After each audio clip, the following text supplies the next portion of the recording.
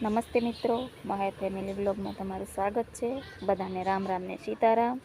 આજે આપણો ઔષધીય વનસ્પતિનો વિષય છે લીંબુના પાન. જી હા, લીંબુના પાનના ગુણધર્મો. તો ચાલો આપણે લીંબુના પાનના ગુણધર્મો વિસ્તારથી જાણીએ. લીંબુમાં તો ઘણા બધા ઔષધીય ગુણો રહેલા છે, પણ લીંબુના છોડના પાંદમાં પણ ઘણા બધા ઔષધીય ગુણ રહેલા છે, જે આપણે આજે વિસ્તારથી જાણીએ. લીંબુનો છોડ આ ટાઈપનો 3-4 ફૂટથી માંડીને મોટા ઝાડ જે હોય છે. હાઇબ્રિડ છોડ હોય તો નાના હોય છે, દેશી લીંબુના છોડ મોટા હોય છે. તો આપણે આજે લીંબુના પાંદના ગુણ વિશે જાણીએ. સૌપ્રથમ, નીંદર ન આવવી, ધબકારા વધી જવા, ગભરામણ થવી, આમાં લીંબુના પાંદનો ઉકાળો કરી પીવાથી રાહત મળે છે.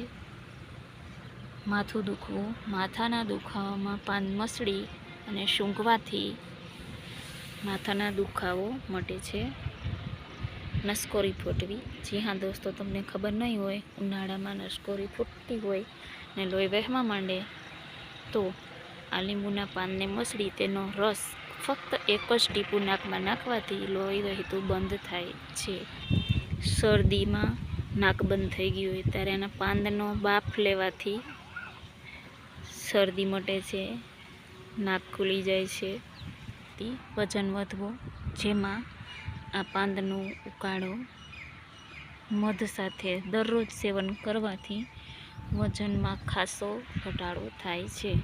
પછી પેટમાં કીડા કૃમિ થવા, જેમાં આના પાંદ સૂકવી અને તેનું ચૂર્ણ જમ્યા પછી ગરમ પાણી સાથે લેવાથી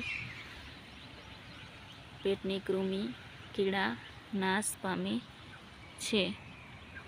ઝાડો થવો, કોલેરો, ઝાડામાં આના પાન કાળી ચા સાથે ઉકાળો કરીને 3 ટાઈમ પીવાથી ઝાડામાં રાહત થાય છે.